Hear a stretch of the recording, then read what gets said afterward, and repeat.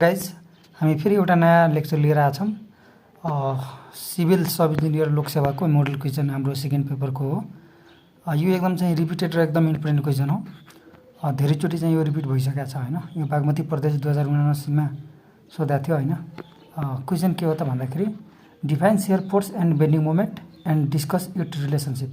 यो सेयर फोर्सको के हो होइन र बेन्डिङ मोमेन्ट के हो त्यसको डिफाइन गर्नु पर्यो। त्यसपछि दुईटीको रिलेसनसिप गर्नु पर्यो होइन। एकदम प्राय सोध्ने गर्छ होइन। पाँच मार्क्समै सोध्ने गर्छ होइन। सो पहिला हामी सेयर फोर्स बुझौँ होइन। सेयर फोर्स के हो भन्दाखेरि अब कुनै पनि स्ट्रक्चर मेम्बरको त्यसको क्रस सेक्सनको टेन्जेन्सियली होइन भनेपछि अब क्रस सेक्सनसँग प्यारलल बुझ्न सकिन्छ होइन। क्रस सेक्सनसँग प्यारलल र त्यही मेम्बरको यो एक्सिससँग सेन्ट्रल एक्सिससँग हाम्रो चाहिँ परपेन्डिकुलर लाग्ने गर्छ होइन। सो हामी नर्मली के बुझौँ त क्रस सेक्सनसँग टेन्जेन्सली चाहिँ एक्ट गर्छ होइन।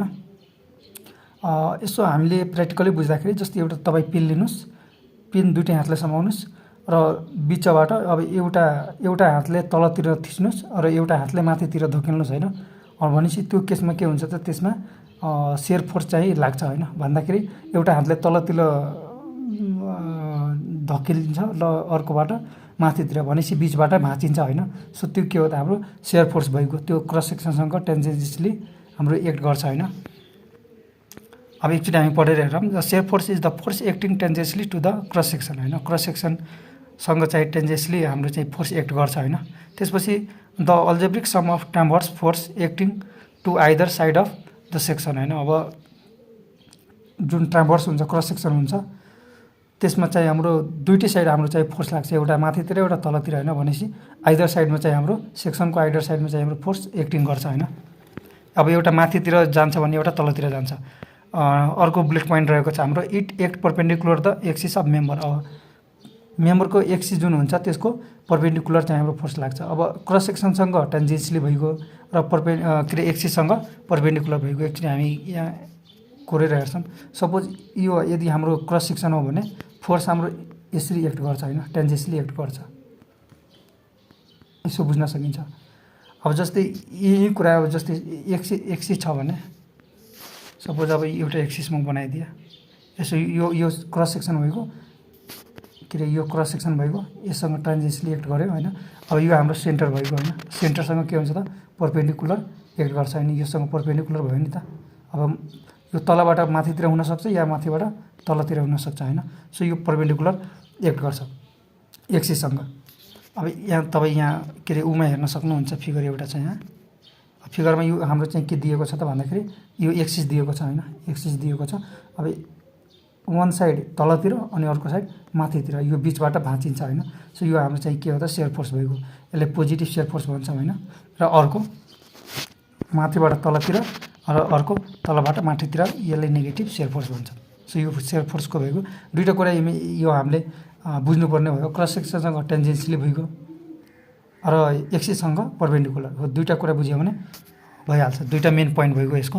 र बेन्डिङ मोमेन्टको कुरा गर्दाखेरि अब बेन्डिङ मोमेन्ट के बुझौँ भन्दाखेरि अब बेन्ड हुने क्या, अब बाङ्गिने। सो कर्वमा बाङ्गिनेलाई हामी बेन्डिङ मोमेन्ट भन्छौँ होइन। अब किन हुन्छ यसको हामी डिफिनेसन हेरौँ। द अब्जेक्ट एकैछिन है। The algebraic sum of moment of external load acting to their either side of section. अब सेक्सनको जुन हाम्रो हुन्छ अब त्यसको जुन एक्सटर्नल लोड हुन्छ बाहिरबाट जुन हामी लोड लाग्छौँ होइन। अब त्यसको जुन सबै सम गऱ्यो होइन, अब्जेक्टिभ सम गऱ्यो भने जुन हाम्रो बेन्ड हुन्छ त्यसले हामी बेन्डिङ मोमेन्ट भन्छौँ होइन।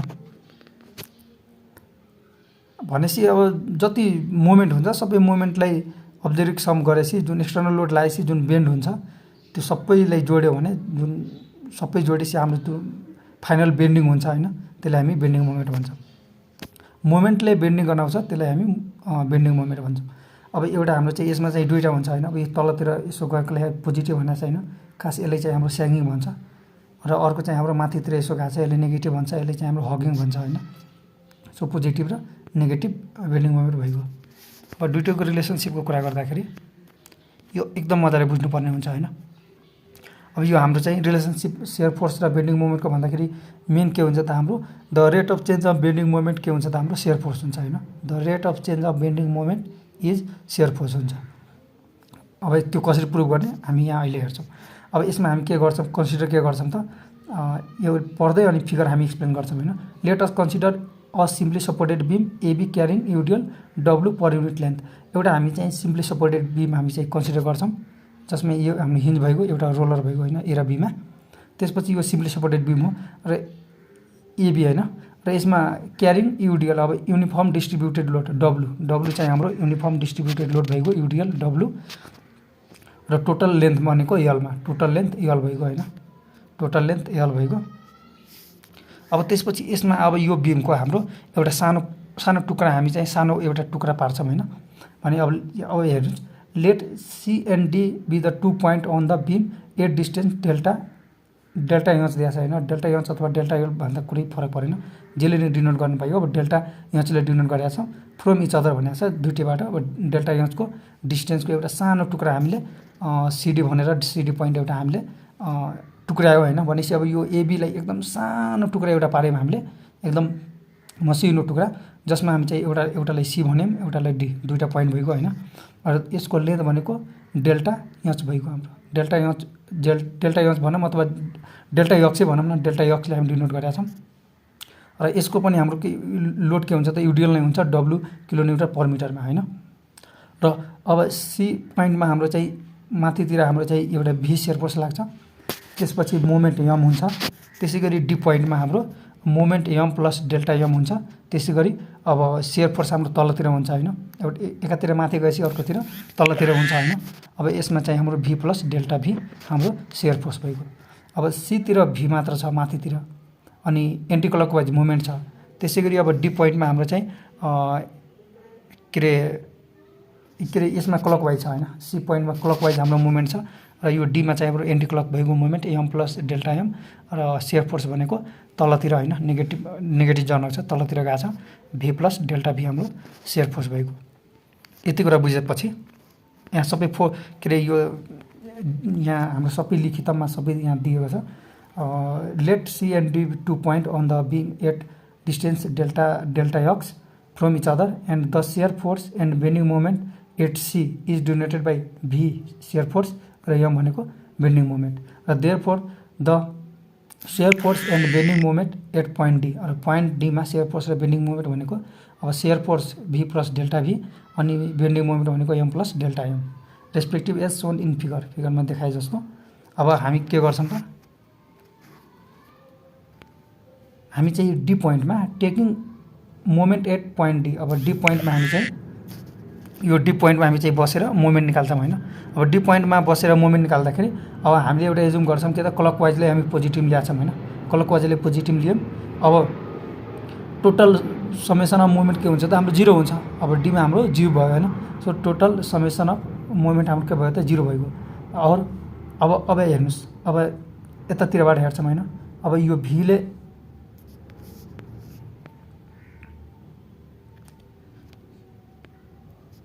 अब यहाँ हेर्नुस् अब यो भीले दिने मोमेन्ट के हो त भी इन्टु डेल्टा एक्स हो। त्यही हाम्रो यहाँ के छ त भी यो हाम्रो अब यहाँ डीमा बसेका छौँ भनेपछि यसले यसो एन्टी क्लकवाइज घुमाउँछ हैन के रे क्लकवाइज घुमाउँछ। अब क्लकवाइज घुमाएपछि हाम्रो के हो त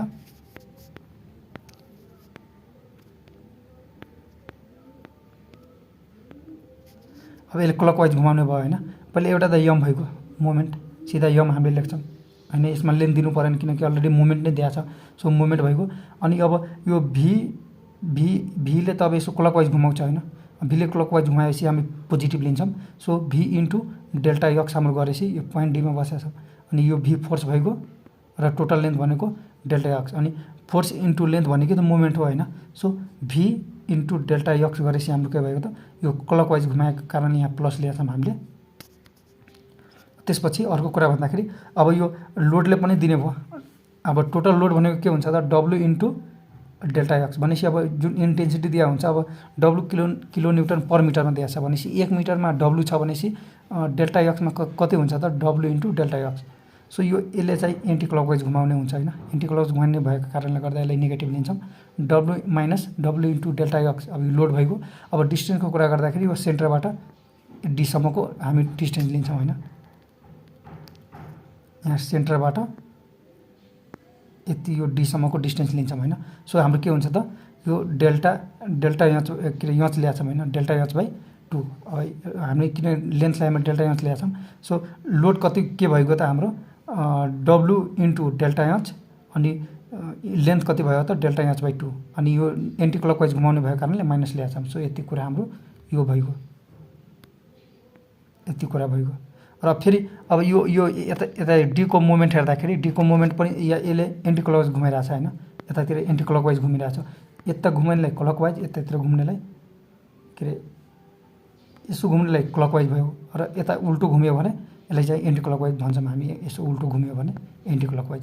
सो यो डी पोइन्टमा भएको मोमेन्टले हाम्रो एन्टी क्लकवाइज दिने भएको कारणले गर्दा माइनस लियम र टोटल मोमेन्ट के भयो त एम प्लस डेल्टा एम हैन। यो ब्राकेटमै हुन्छ किनकि छुट्टै हो नि त यो एउटा, त्यही भएर यसलाई ब्राकेटमा लियौँ हामीले। र त्यसपछि अब यसलाई इक्वेसनलाई अब सोल्भ गर्दै जाँदा अब यसलाई हामी चाहिँ माइनसलाई मल्टिप्लाई गराउँदाखेरि minus m minus delta m हुन्छ हैन। बाँकी यता अब यसमा हेर्दाखेरि यो पार्टमा हेर्दाखेरि के हुन्छ त माइनसको माइनस नै हुन्छ। अब डब्लु अब डेल्टा एच गर्दाखेरि डेल्टा एचको स्क्वायर अनि डिभाइडेड बाई तल यो 2 को तल 2 नै रहन्छ। र अर्को कुरा हेर्दाखेरि अब यो एम यो यताको पोजिटिभ र यो नेगेटिभ यो क्यान्सल भइगयो। अब हामीसँग बाँकी के भयो त प्लस यता भी अनि डेल्टा एच अनि माइनस डब्लु डेल्टा एचको स्क्वायर डिभाइडेड बाई 2 र माइनस डेल्टा एम इक्वल 0। यति हाम्रो चाहिँ बस्यो हैन। अब यसमा हेर्दाखेरि हामी चाहिँ यो डेल्टा एचको स्क्वायरिङ छ हैन। अब डेल्टा एच भनेको त एकदम सानो हो, त्यसको स्क्वायर गरेपछि झन् सानो हुन्छ, झन् त्यसलाई 2 ले डिभाइड गरेपछि झन् सानो हुन्छ हैन। यसले हामी एकदम सानो भएको कारणले यसको भ्यालु एकदम सानो भएको कारणले गर्दा यसलाई हामी नेग्लेक्ट गर्छौँ हैन। अब नेग्लेक्ट गरिसकेपछि हाम्रो के बाँच्छ त यहाँ नेग्लेक्टिङ स्क्वायर टर्मलाई नेग्लेक्ट गर्यौँ हामीले। अब हामीसँग के बाँच्यो त V into delta H minus delta M यो बाँच्यो हैन। अब यो बाँच्यो हैन। अब यसलाई चाहिँ हामी यसो हेर्दाखेरि माइनस डेल्टा एमलाई अर्को साइडमा लग्छौँ हैन। अब एकातिर अब डेल्टा एम पोजिटिभ भइगयो र एकातिरको हाम्रो भी डेल्टा एच एकातिर यो माइनस डेल्टा एमलाई चाहिँ अर्को साइडमा लग्यौँ हैन। सो दुईटै पोजिटिभमा भयो, इक्वल गरिदियौँ हामीले। अरू पारिपट्टि लग्यौँ हाम्रो माइनसको प्लस पोजिटिभमा लग्यौँ अर्को पारिचोटि हैन पारिपट्टि। अब यहाँ हेर्दाखेरि अब हाम्रो delta m by delta h equal हाम्रो भी हुने भयो हैन। अब यो डेल्टा एचलाई हामी चाहिँ लिमिट लिन्छौँ, एकदम सानो हो नि त। अब यसलाई टेन्स टु 0 लिँदाखेरि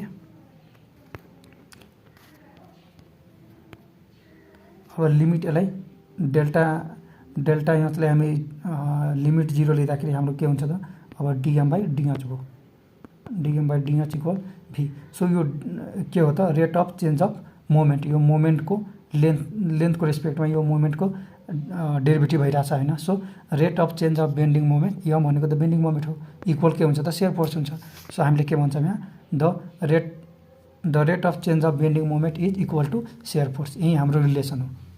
सो यसरी हामी मजाले देखाउन सक्छौँ। यसमा कुनै टर्म बुझेन भने तपाईँ कमेन्ट गरेर सोध्न सक्नुहुन्छ हैन। त्यसपछि एउटा हामी चाहिँ न्युमेरिकल हेरौँ 45 नम्बरमा। यही हाम्रो सेयर फोर्स र बेन्डिङ मोमेन्टको रिलेटेड रहेको छ 45 मा। Calculate the shear force and bending moment भनेको छ। सिम्पली सपोर्टेड बिम दिएको छ, जुन हामी सिम्पली सपोर्टेड बिममै हामीले प्रुभ गरेका छौँ। र टोटल लेन्थ भनेको 4 मिटर दिएको छ र युडिएल लोड हाम्रो चाहिँ 5 किलोन्युटन पर मिटर दिएको छ। र यो sketch share force and bending moment diagram पनि देखाउनलाई भनेको छ हैन। स्केच पनि बनाउनु पर्यो, ग्राफ पनि देखाउनु पर्यो।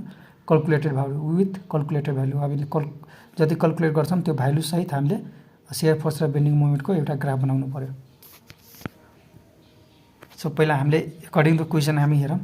सिम्पली सपोर्टेड बिम भएपछि एकातिर हिन्ज र अर्कोतिर रोलर भइगयो ए र बीमा।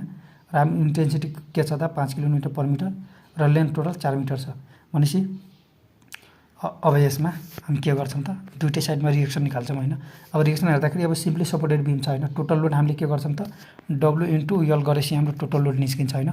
टोटल लोडको अब यो सिम्पली सपोर्टेड बीम छ भनेपछि यो आधी लोड एले लिन्छ, आधी लोड बीले लिन्छ हैन। सो यसमा चाहिँ हामी रिएक्सन ए को र बी को रिएक्सन हाम्रो सेम हुन जान्छ अनि जति लोड छ त्यसको आधी आधी हुन्छ हैन दुईटै साइडमा। सो त्यही भएर हाम्रो रिएक्सन ए र रिएक्सन बी हाम्रो के भएको त टोटल लोडको आधी भयो भनेपछि WL त टोटल लोड अनि डिभाइड 2 गरेपछि आधी आधी, आधी यतातिर आधी यतातिर, आधी यतातिर आधी बीतिर दुईटैको रिएक्सन सेम हुने भयो। सो WL भनेको 5 × 4 डिभाइडेड बाइ 2 भनेपछि हाम्रो 10 किलो न्युटन आउँछ दुईटैको रिएक्सन ए को र रिएक्सन बी को।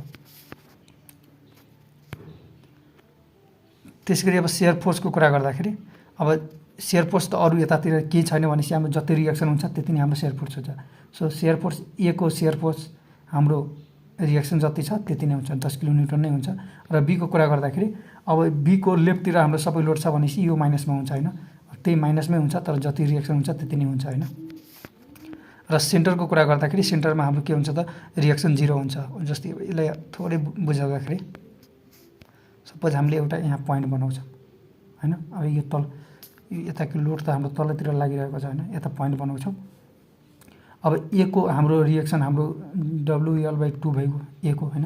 अब यो पोइन्ट बिचमा निकाल्नु पर्यो भनेपछि यो WL/2 ठिकै छ र बाँकी यो लोड पनि हामीले क्याल्कुलेट गर्नुपर्छ हैन। भनेपछि यो WL/2 रिएक्सन माथितिर अनि तलतिर पनि हाम्रो लोड के हुन्छ त WL/2 नै हुन्छ।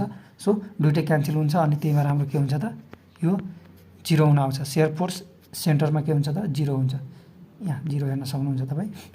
रिएक्सन अनि यो तलतिर लाग्ने भएको कारणले माइनसमा भयो WL/2 अनि यो हाम्रो सेन्टरमा शेयर फोर्स 0 भएको।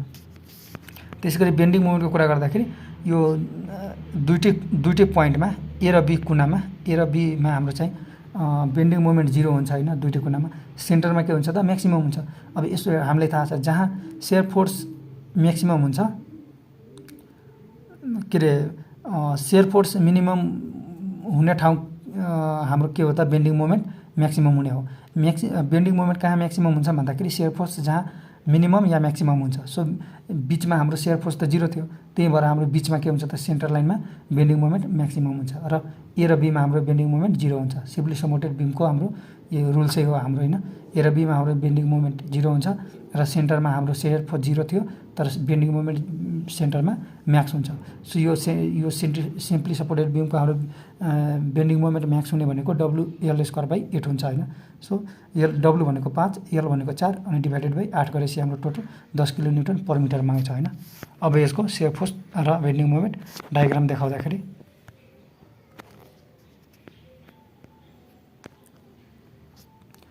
अब यो एबाट टक्कर लाइन तान्ने, बीबाट टक्कर लाइन तान्ने एउटा।